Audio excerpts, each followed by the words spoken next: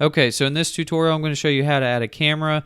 And then back in the very beginning of the course, I was telling you about these camera options up here. We're going to actually use that camera tool now. And so what I want you to do is go up to Layer and make sure you're selected in your composition, Layer, New, and then Camera. So I'm just going to call this camera. I'm not going to leave the 1 on there, and we're not going to worry about any of these settings. Just know that this is the default settings for a camera. If you are familiar with things of a camera, you know, your focal length, depth of field, things like that, you can make settings changes here. For now, we're not going to make any settings changes. We're just going to click OK and add our camera into the scene.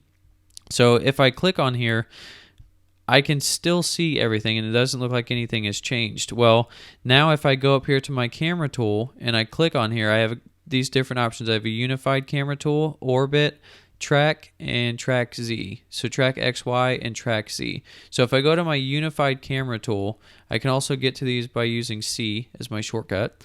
I can click and drag, and now I can move around my scene. So if you notice, I'm flat here because my text is not extruded. It's just flat 3D layer. But you can also see that as I move my camera, the light moves with my camera. So imagine if I had a camera in the scene and I was moving it around, I can use it during this way. Now if I hit C again, this is going to bring up my orbit tool. So if I click and hold on here, I'm going to be able to move around the scene in a different way.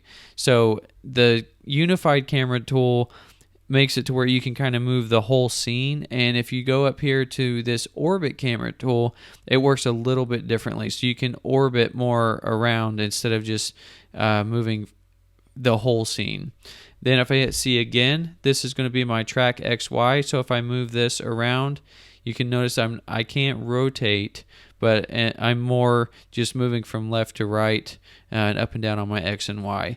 Then if I hit C one more time, this is my track Z. So in Z space, we have X, Y, and a Z space. A Z would be how close we are or how far away we are in Z space.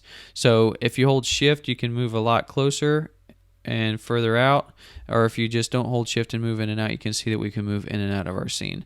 So this is how to move our camera. So we can hit C again. I use the unified camera tool a lot because that allows me to move around the scene. And then once we've moved in that scene, we can click on our light and you can go back to your selection tool and move your light and see that the text is now moved in 3D space. So I'm going to show you a trick here in the next video on how you can use a null object, and we're going to parent that with one of these objects here in this scene. So I'll see you in that one.